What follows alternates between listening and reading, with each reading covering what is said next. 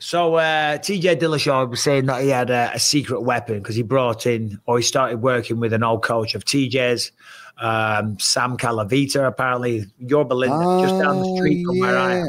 You know this guy? Yeah. I do know this guy. Yeah. So is he like a legendary conditioning coach? Yeah, he did. So he, I mean, you know, from everything I've seen from when he was working with TJ, and I have talked to him and stuff, like he's big into just, pushing all your different levels and all your different like zones and shit like that. He's very calculated with all that, but he has these guys doing a lot of cycling type stuff and like sled pushes and just crazy aerodyne type workouts. But he mixes the long endurance stuff in with this short explosive stuff that MMA fighters need. I think he's a crazy scientist when it comes to that kind of shit. At the end of the day, you know, you can be a scientist and you can break it down and all the rest of it. There ain't no secret. The secret is hard goddamn work. Whichever way you want to do it, you've got to do hard work. So, like, as I was telling you, Callum is going to have I think he's got a fight scheduled. He's going to have a fight soon. And his weight is down from 275 to 256. Crazy. He was ever 256, though.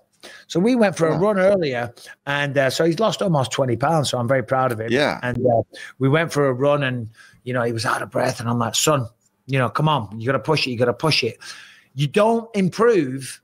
And TJ was talking about this. When you're in that level, where you can't breathe, where your lungs are on fire, where your legs are burning, or whatever part of your body is really suffering, that is where you improve, by being in that condition where you feel like it's hell, where you are suffering. That's where you make the improvements. And when it comes to anything in life, you don't improve if you don't suffer. I was telling him, we were sitting in the sauna afterwards. I said, you're trying to lose weight. You're dieting. That's miserable. You're suffering. So you're going to improve. You want to go for a run and you want to improve your cardio. Your lungs are going to be on fire. You suffer. So therefore you improve. You know, you want to have more money in the bank. You got to save. You know, you ain't going to go out and splurge and have fancy dinners and all the rest of it. You're going to suffer because everyone's going to call you a cheap ass. But you're going to suffer and you're going to improve because you're going to have more money in the bank. Whatever it is in life, you've got to suffer. And if you want to be the best fighter, you got to goddamn suffer. Amen. I mean, but you're right. I mean, I think as things advance, you see guys oftentimes think that there's a way around that, right? You can put lipstick on it all you want, but at the end of the day, the only way that you are going to see benefits in any weightlifter, any conditioning coach, any track coach, any triathlon coach, MMA coach, there's going to be a point where you are going to be uncomfortable. How do you deal with it and push through it is going to determine how much success you get out of it, how many gains you get out of it, or how good you're going to be eventually. Because especially in sports like MMA, you're right. Whether it's grappling, whether it's hitting the bag, however you're going to put yourself through that ringer, you're going to have to do it to a point where you want to stop. And that's what separates people that end up doing this shit for real and guys that do it casually. Because you're right. Whether you're running, whether it sucks. I took my daughter for a run. She wants to maybe do cross country again. She's built for it. I think she'd be great. And I'm just trying to get her into that. They don't have it like I had it, right? So it's like tough to figure out how am I going to get that nastiness out of her and instill. So we started running. I rode my bike around her the other day, just giving her drills. And then today I just had her running our little like cul-de-sac area, which it's a down and then a little up and a down, a little up, just like a cross country course. And she was trying to lay down on the lawn and like stop. And I'm like, look, you don't have to go hard, but you've got to know that at some point she's like, my legs hurt. I'm like, they're gonna. And I don't, if you're talking about talking about injury, it's different, but we're just pushing it. And I wasn't pushing her like crazy, but dude, today she was dripping. She pushed. We did like just a couple hill sprints at the end. And I got to see it shift just a little bit. And you're right.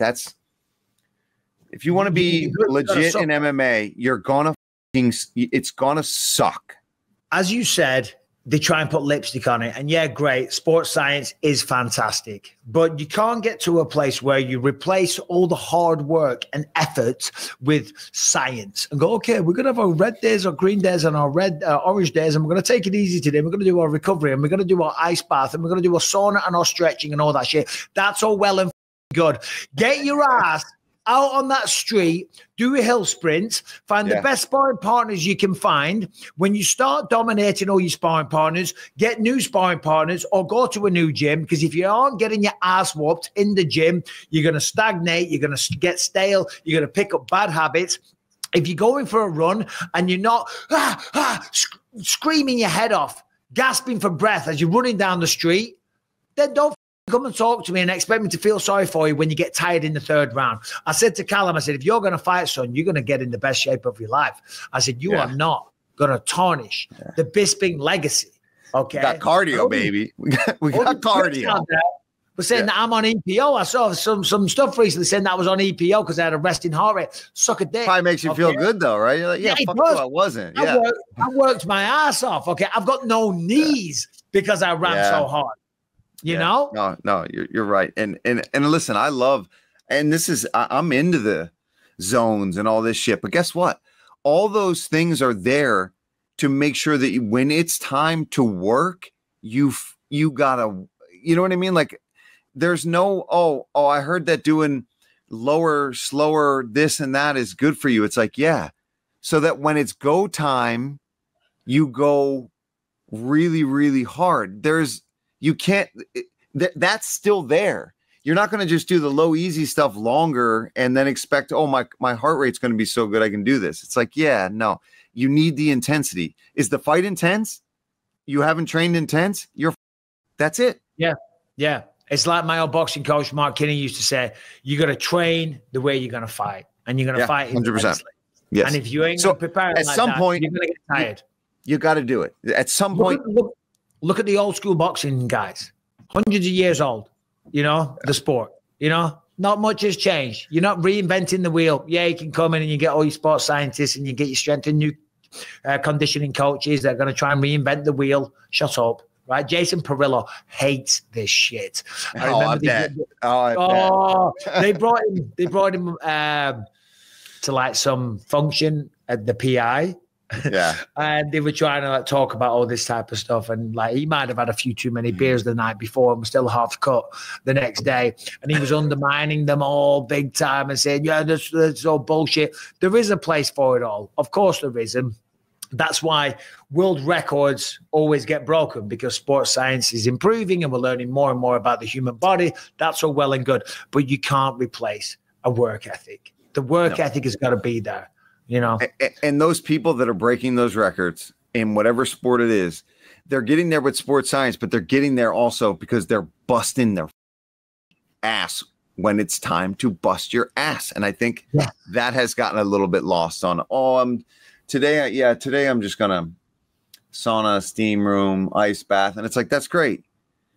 But could you have gone and done something else and then done that? Like, could you have gone and put in a little work, even if it was easy pads, easy sparring, and instead you thought, no, my body needs to rest? It's like, but that's everything. I'm sure it did. Like anyone listening to this that wants to be a success at something, you got to make sacrifices, man. You're going to suffer. It's not going to be easy at the start, And if you ain't willing to put the hard work in and the sacrifices and go through the shitty parts at the beginning, you ain't going to get to the good stuff at the end.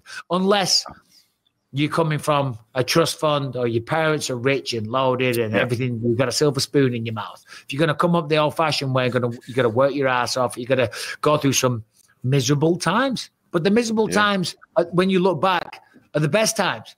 I love sitting here and reminiscing about when I used to sleep in my car, I look at all my Facebook memories. Christine, my wife, she's like, why do you look at all your Facebook memories? I'm like, because I'm from a generation, I've been on Facebook since it was like a college thing when I was in college to now. I got some crazy flashback memories of shit that was posted on there. And to see like bouncing at the Irish pub that would turn into a club in Center City and taking the trash out, and then a whole just all shitty beer bottles and shit broke all over me. And this one bouncer dude that I was working with was giving me shit. And I remember telling him, I was like, dude, I will break your face into 1,000 pieces. Don't talk to me right now. Just know that no. And I would have, and we're boys now, but I was like, I will do not right now. and you get to look back at that stupid shit, or living in a car, and it's like, yeah. I love it. Good times. Good times. Well, anyway, all right. Today's episode is sponsored by Huel. And if you are a busy man in the morning, if you are on the go, but you still want to get a complete nutritious meal in your body, but you don't have time to do it, well, guess what? Huel is here to save the day. They are today's sponsor, and they have you covered. Huel, Huel, and their Black Edition is a complete meal so you feel full, focused, and ready for the day. Little prep so you can grab and go. Huel's already sold over 500 million meals around the world, and now is your turn to try it. New customers right now can get 15% off at Huel.com when you use the code BELIEVE.